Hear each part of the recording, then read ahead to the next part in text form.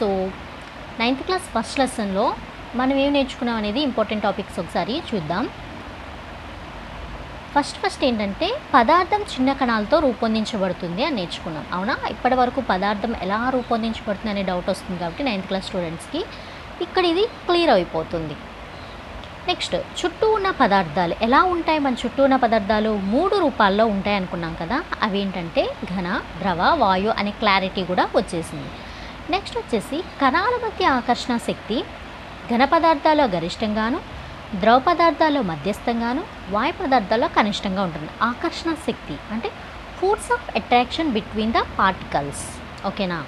So ఘన పదార్థాలు సాలిడ్స్లో వచ్చేసి ఎలా ఉంటుంది అంటే గరిష్టంగా ఉంటుంది, మ్యాక్సిమం ఉంటుందన్నమాట. ద్రవ పదార్థాలు ఒక రకంగా మధ్యస్థంగా ఉంటుంది, వాయువులో మాత్రం చాలా. అంటే ఏంటంటే ఘన పదార్థాల పార్టికల్స్ అంటే కణాలు దగ్గరగా ఉంటాయి కాబట్టి వాటి మధ్య బలాలు కూడా గట్టిగా ఉంటాయి.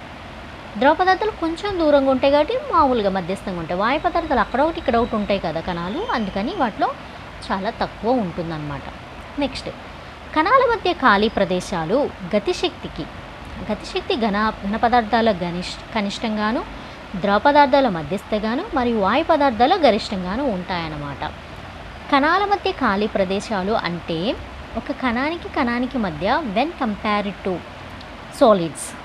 సాలిడ్స్తో కంపేర్ చేస్తే లిక్విడ్స్కి ఎక్కువ ఉంటుంది, లిక్విడ్స్తో కంపేర్ చేస్తే గ్యాసెస్కి ఎక్కువ ఉంటుందని మనకు తెలుసు.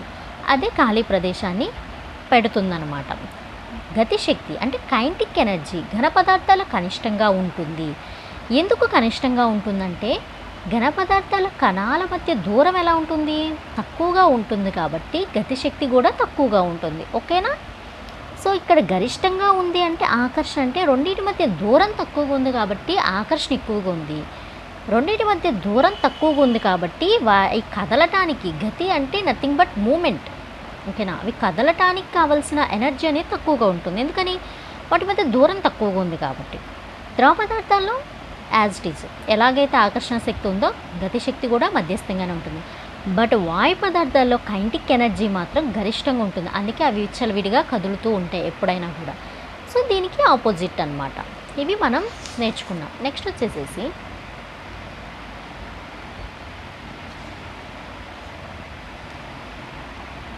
కణాలు ఘన పదార్థ విషయంలో ఒక క్రమ పద్ధతిలో అమరి ఉంటాయి. ఘన పదార్థాలు ఎప్పుడు కూడా పార్టికల్స్ అనేవి ఒక ఆర్డర్ ప్రకారం అరేంజ్ అయి ఉంటాయని కూడా మనం నేర్చుకున్నాం.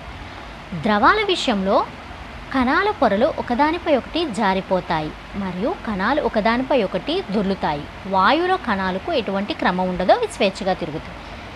ఇవేంటంటే ఒక ఆర్డర్లో ఉన్నాయి అంటే those are nothing but solids. ఓకేనా? బట్ ద్రవాలలో ఏంటి? కణాలు ఒక పొర మీద ఇంకోటి, ఒక పొర మీద ఎప్పుడు స్లైడ్ అవుతూ ఉంటాయి, జారుతూ ఉంటాయి. ఎందుకంటే అవి లిక్విడ్స్ కాబట్టి వాటి మధ్య కొంచెం గ్యాప్ ఉంటుంది కాబట్టి ఒక కణం మీద ఒకటి, ఒక లేయర్ మీద ఒకటి జారుతుంటాయి, దొర్లుతూ కూడా ఉంటాయి. ఒక్కోసారి సమ్టైమ్స్ కణాలు చేంజ్ అవుతూ ఉంటాయి ప్లేసెస్. వాయువులో ఏంటంటే అసలు వాటికి ఆర్డరే ఉండదు, అవి స్వేచ్ఛగా ఉంటాయి. ఇక్కడ ఒక పార్టికల్ ఉంటే అక్కడ ఒక పార్టికల్ ఉంటుందన్నమాట. నెక్స్ట్, పదార్థం యొక్క స్థితులు పరస్పరంగా మార్చుకోదగినవి. పదార్థం యొక్క స్టేట్స్ అనేవి అంటే ద స్టేట్ ఆఫ్ మ్యాటర్ అనేది ఇంటర్ కన్వర్టబుల్ అనమాట. స్టేట్ ఆఫ్ మ్యాటర్ అనేది ఏంటిదండి ఇక్కడ ఆర్ ఇంటర్ కన్వర్టబుల్ అంటే అవి ఏంటంటే పరస్పరం మార్చుకుంటాయి. ఎలా అంటే ఉష్ణోగ్రత లేదా పీడనాన్ని మార్చడం ద్వారా పదార్థం యొక్క స్థితిని మార్చవచ్చు అనమాట. సో ఇక్కడ సాలిడ్స్ నుంచి లిక్విడ్స్కి కన్వర్ట్ చేయొచ్చు, at the same time liquids నుంచి గ్యాసెస్కి కన్వర్ట్ చేయొచ్చు. అది మార్చుకోవటం అనమాట ఇంటర్ కన్వర్టబుల్ అంటే. అది దేని మీద డిపెండ్ అయ్యి ఉంటుందంటే డిపెండ్ అపాన్ టెంపరేచర్ అంటే ఉష్ణోగ్రత మీద, అట్ ద సేమ్ టైం పీడనాన్ని మార్చడం ద్వారా అంటే ప్రెజర్ని మనం చేంజ్ చేయడం ద్వారా కూడా పదార్థం యొక్క స్థితిని మనం ఇంటర్ కన్వర్టబుల్ చేయొచ్చు అని చెప్తున్నారు. నెక్స్ట్, ఉత్పన్నత అనేది పదార్థ ఘనస్థితి నుండి ద్రవస్థితికి మారకుండా నేరుగా వాయుస్థితికి మారుతుంది. అంటే ఇక్కడ ఏంటంటే ఘనస్థితి నుంచి మనం ఏం చెప్పుకున్నాం, పదార్థాలు స్థితులు పరస్పరం మార్చుకోవచ్చు అన్నాం. అంటే ఇక్కడ ఏంటి, ఏదైనా పదార్థం ఘనస్థితి నుంచి వాయుస్థితికి వెళ్ళాలంటే మధ్యలో ద్రవస్థితిని ఖచ్చితంగా రీచ్ అవ్వాలి అనేది ఇక్కడ మనం చెప్పుకున్నాం. బట్ ఈ ప్రాసెస్లో ఏం జరుగుతుందంటే ఉత్పన్నతలో ఏం జరుగుతుందంటే డైరెక్ట్గా ఘనస్థితి నుంచి వాయుస్థితికి వెళ్ళిపోతుందన్నమాట. నిక్షేపం అంటే ఏంటంటే పదార్థం వాయుస్థితి నుండి ద్రవస్థితికి మారకుండా ఘనస్థితికి, దీనికి రివర్స్ని నిక్షేపం అంటారు. సింపుల్. మరగటం అనేది పదార్థం మొత్తంగా జరిగే దృగ్విషయం. సో మరగటం అనేది ఏంటంటే ఒక లిక్విడ్స్ని కనుక మనం తీసుకుంటే అది ఒక రైట్ సైడో లెఫ్ట్ సైడో upper or surface of the కంటైనర్కి దగ్గరగా ఉన్న పార్టికల్స్ మాత్రమే హీట్ అవుతాయి అనేది కాదు. ఎంటైర్ మ్యాటర్ అంటే మనం తీసుకున్న ప్రతి ఒక్క పార్టికల్ ఏదైతే ఉందో దాని మొత్తానికి సంబంధించింది. అంటే మరగడం అనేది పదార్థం మొత్తంగా జరిగేది. ఓకేనా, అది ఒక మొత్తం జరుగుతుందన్నమాట. అంటే ఒక కొంత భాగం జరిగే ప్రాసెస్ అయితే కాదు. ద్రవాలను వేడి చేసినప్పుడు వానిలో కణాలు మొత్తం బాష్పంగా మారుతాయి. ద్రవాలు అంటే లిక్విడ్స్ని ఎప్పుడైతే మనం హీట్ చేస్తామో పార్టికల్స్ ఏమవుతాయి, బాష్పంగా మారుతాయి అని చెప్తున్నారు. బాష్పీభవనం అనేది ఉపరితల దృగ్విషయం. ఎస్, బాష్పీభవనం అంటే ఏంటో కాదండి, అది ఉపరితలంలో జరిగే ఒక ఫినోమినా అన్నమాట. ఓకేనా, ద్రవంలోని ఉపరితల కణాలు ఆకర్షణ శక్తిని అధిగమించి ద్రవంలోని కణాలు అంటే ద్రవం అంటే లిక్విడ్స్ అప్పర్ సర్ఫేస్లో ఏదైతే ఉందో సర్ఫేస్ ఉంటుంది కదా, ఆ సర్ఫేస్లోని లేయర్స్లో ఉన్న పార్టికల్స్, ఆ పార్టికల్స్ మధ్య కొంత ఫోర్స్ ఆఫ్ అట్రాక్షన్ ఉంటుంది కదా, అదనమాట. ఆ ఫోర్స్ ఆఫ్ అట్రాక్షన్ ఏం చేస్తే అధిగమించి అవి ఏం చేస్తే బాష్పీభవనం చెందడానికి తగిన శక్తిని పొందుతాయి అని చెప్తున్నారు ఇక్కడ. బాష్పీభవనం రేటు వాతావరణంలోని స్పర్శగల ఉపరితల వైశాల్యం, ఉష్ణోగ్రత, గాలిలో తేమ మరియు గాలి వేగాలపై ఆధారపడు. దీని గురించి కూడా మనం నేర్చుకున్నాం. దీని గురించి మన క్లాస్లో వీడియో ఉంది, ఒకసారి చూడండి. బాష్పీభవన శీతలీకరణకు కారణమవుతుంది. ఇంతకుముందే మనం క్లాస్లో చెప్పుకున్నాం. అసలు బాష్పీభవన శీతలీకరణకి ఎలా కారణమవుతుంది అనేది కూడా మనం ఎక్స్ప్లెయిన్ చేసుకోవడం జరిగింది. బాష్పీభవన గుప్తోష్ణం అనగా 1 కిలోగ్రామ్ ద్రవాన్ని కనుక దాని మరుగు స్థానం మరియు సాధారణ వాతావరణ పీడనం వద్ద వాయువుగా మార్చడానికి కావాల్సిన ఉష్ణశక్తి. సింపుల్. గుప్తోష్ణం అంటున్నారు, అదేం లేదండి, 1 కిలోగ్రాము లిక్విడ్ కనుక మనం తీసుకుంటే దాని మరుగు స్థానం అది ఎక్కడ ఏ పాయింట్ దగ్గర మరుగుతుంది, అట్ ద సేమ్ టైం సాధారణ వాతావరణ పీడనం వద్ద వాయువుగా మార్చడం. అంటే ఇక్కడ ఏంటంటే మన ఎక్స్టర్నల్ టెంపరేచర్ని ఏమి అక్కడ మనం ఇవ్వట్లేదు.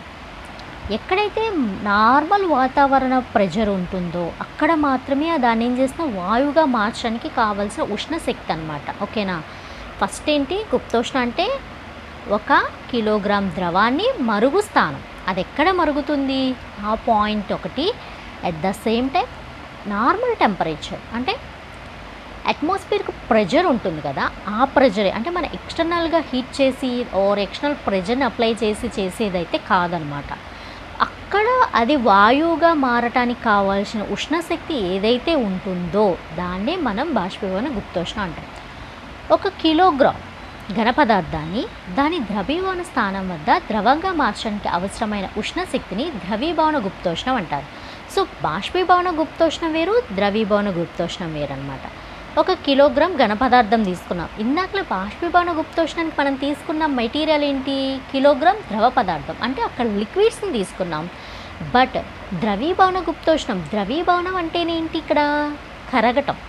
కాబట్టి ఇక్కడ మనం తీసుకోవాల్సింది ఏంటిది, ఘన పదార్థం దాని ద్రవీభవన స్థానం వద్ద అంటే అది ఎక్కడ మెల్ట్ అవుతుందో ఆ పాయింట్ వద్ద ద్రవంగా మార్చడానికి అవసరమైన ఉష్ణశక్తి. ఓకేనా, దాన్నే ద్రవీభవన గుప్తోష్ణం అంటారు. గుర్తుంచుకోవాల్సిన కొలవగల రాసులు మరియు వాటి ప్రమాణాలు. సో ఇవన్నీ కూడా మీరు ప్రీవియస్ క్లాస్లో చూసే ఉంటారు కదా. రాసులు వచ్చేసి ఉష్ణం, ప్రమాణాలు కెల్విన్, సంకేత కే.